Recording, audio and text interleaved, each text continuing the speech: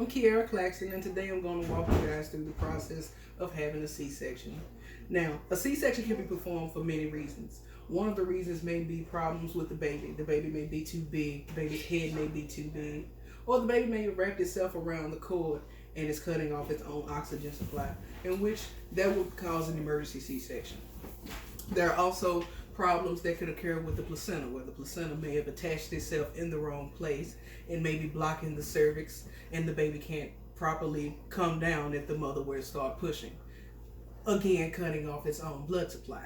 There is also a chance that there could be a problem with mom's medical history. She may have heart issues, or she may have fibroids, or some other uterine issue that may cause her not to be able to put too much strain on herself during the processes of labor. Once it's imminent that a C-section has to be performed, we go ahead and we prep the mom. She has a conversation with anesthesia about any allergies she may have and the process that they're going to go through with her. And then we take the mom back to the OR. Once she gets to the OR, she'll be placed on an operating table, and her legs will straddle off the sides of the table. It's so that we could give her a spinal anesthetic. She'll be sitting straight up with a pillow kind of arched over a little bit. Once that's done, we can lay her back. She'll be laying in what we call a supine position, which is really just her laying on her back. Once that's done, we can go ahead and start a skin prep. We take the alcohol brush, we call it ChloroPrep, and we just scrub her skin, making sure we don't repeat any areas or go into any dirty areas like the vagina, things like that. Once that's done, we can go ahead and start the procedure. We've placed the drape on the mom, and we've called what we call time out. The timeout is when we verify that we have the right patient, the right procedure, and all of her allergies. Once that's done, we can go ahead and actually begin. So we take a little scalpel and we make a small incision. It's called a transverse incision. It goes across the lower part of her abdomen. Once that incision is made, the fat layer or subcutaneous layer is exposed. They take a bovie. It's called a electrocautery unit. We take that and we burn through the fat layer. Once the fat layer is burned through, we have what we call the fascia, which is often referred to as the white meat. It's a very tough layer that protects the organs inside of the abdominal cavity. Once the fascia is then cut with the bovie, we just burn through that as well. You have the peritoneal muscles. Those are two muscles that just kind of go vertically along the abdomen.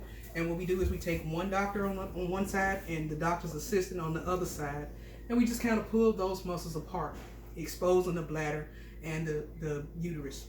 Once the uterus and the bladder is exposed, we go ahead and make an incision that separates the two of them. And then we make another incision with a second scalpel in the uterus. Now, once that's done, the bag's exposed. And we take this little Alice here, it's a little clamp with teeth on it, it's very small. But we take this little Alice clamp and we just clamp onto the sac containing the baby. Once it bursts, there's a lot of amniotic fluid, so we have to be ready to catch that. Once the amniotic fluid comes out, the doctor takes his or her hand and places it inside the mother's uterus. Once we go inside, you're feeling for the head. Once you have the baby's head, you just go ahead and pull the baby out.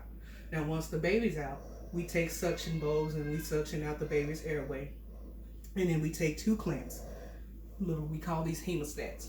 We take one clamp and put it close to the baby on the cord, and we take another clamp and we put it further down the line on the cord. And we take these bandage scissors here and we cut between those two clamps so we don't cause any more bleeding.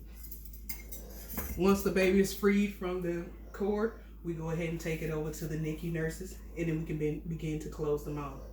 So we take sutures, and once we have the uterus exposed, and we go ahead and take sponges and we go inside the uterus and we make sure that there is no more product left from the placenta, because that could cause more bleeding.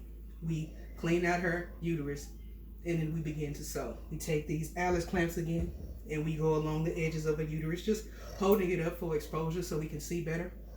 And then you start at the beginning of the incision on the uterus and you just go along the way. Now, once the uterus is closed, you clean out the abdominal cavity, and then you can put the uterus back in. It's kind of a tight fit depending on the incision that you made, but it'll go. So the incision goes back in. The uterus goes back into the incision. Once that's done, you clean out the cavity, and then we're able to close the other layers as we went in. So first, it's the peritoneum layer that's closed up, and then there's the fascia layer. Now the fascia can be tricky because you don't want to leave that layer with any holes in it because of the role that it has. It holds everything in place, so you don't want to leave any kind of exposure in the fascia layer. So you make sure you pull it tightly when you close it.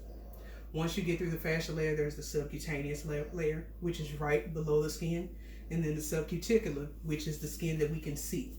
Once you close that, we're done. We just clean off the mom, we add a bandage and a dressing just to cover the bandage, and we can take her to PACU. Now, we press down on the mom's stomach to release any blood that may have formed during the process. It will come out of her vaginal cavity. Once that's done, we'll watch her bleeding for about 2 hours in recovery, and then we have a healthy mom and a healthy baby. Thank you, and I hope you enjoyed.